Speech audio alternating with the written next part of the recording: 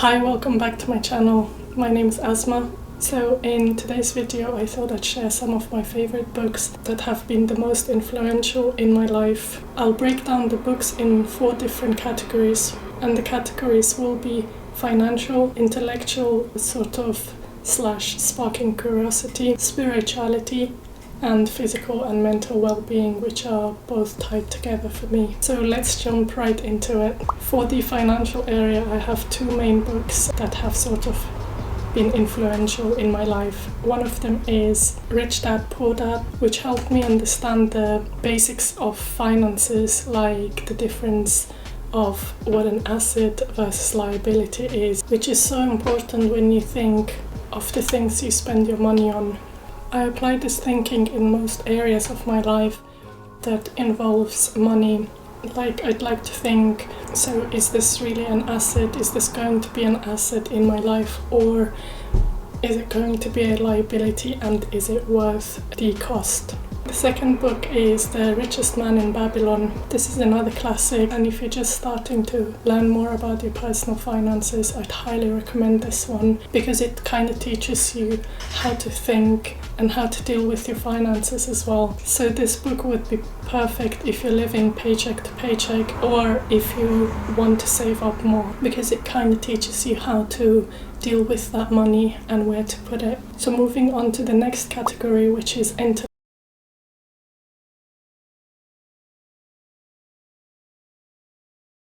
books are kind of different, but they're also quite interesting, or for me anyway, they were quite interesting and eye-opening. And the first one is The Power of Geography by Tim Marshall. I think this one is quite interesting if you're into geopolitics and want to learn how the world operates just because of its geography. The next book is probably a bit controversial, because within its own area, the author did actually write that his articles were taken off from several academic journals just because of the area that he's researching. So the book is called Real Magic by Dean Radin. I don't know how you pronounce it. The book was completely eye-opening because I really didn't know much about this area, and the book is about magic essentially, but not the woo-woo magic that you might think of. For example, they did an experiment where there were 2 different groups, and one of them was a group of plants where a monk would bless a plant and then the other plant wouldn't be blessed by this monk. And they found that the plants that were blessed were growing a lot larger. And there are several other studies that have been mind-blowing to me. So I feel like I'm not really selling this book as much, just because there's so much going on, and I'd really like you to go into it yourself and learn more about it. And maybe I'll do a whole video just on this book. So let me know in the comments below if you'd like me to do that video. And if you're interested in learning more of it, but you don't really want to read the book, there's a video that I first watched before getting into the book itself, and that's called Magic Through a Scientific Perspective. So that's definitely worth checking out. So the next topic is spirituality. I've left this topic towards the end of the video because it might get quite heavy for some of you. So just a trigger warning, I am going to speak of death. So the next book is called Death, an Insider Story by Sadhguru. And I read this book just because it was so different to what I was used to, and I wanted to challenge myself and learn something new. So 2 major things or themes that I took away from this book are your body is your home, and the fact that everything we have in our lives, including the children, parents, loved ones, anyone really, we've borrowed them from the universe or from the creator.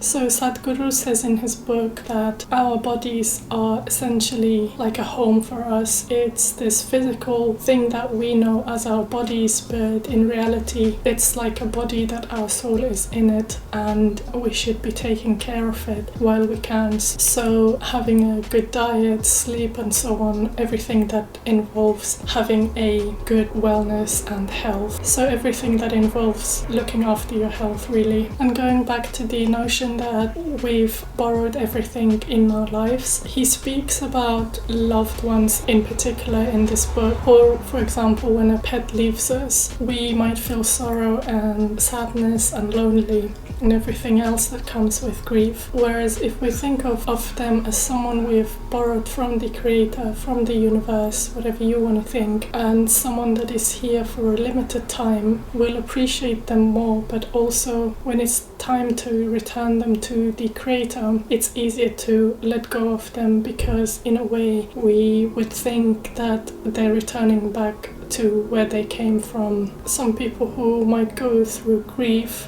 this notion that their loved one's time has come and that we are returning the person to the Creator seems kind of comforting to some anyway. I know that this topic is quite sensitive and we don't really speak about it enough in our society, but I think for me anyway, this is one way to think of death, because it's something unavoidable. It will happen to all of us at some point. So this book kind of gave me a perspective on death, and it was interesting to learn about how Sadhguru and some others think about death. And also, something that stood out to me the most from this book is that death should be a constant reminder to all of us. If we're reminded that we have a limited amount of time on this planet, maybe we do the things we've always wanted to, take more calculated risks, and enjoy the little moments in life more often, because before you know it, we're no longer in this beautiful world. So the next area is physical and mental well-being, and the first book that I'd recommend is The Body Keeps the Score. The book is about trauma and how traumatic experiences can show up throughout life if the experience hasn't been dealt with. This is such a good but hard read because it covers many case studies and goes through in detail how different cultures, for example, might deal with a trauma and traumatic experiences and how to let go of them from their physical body. And it kind of shows you the importance of really letting go of those traumatic experiences in life so that it won't be affecting your future. And in the same category,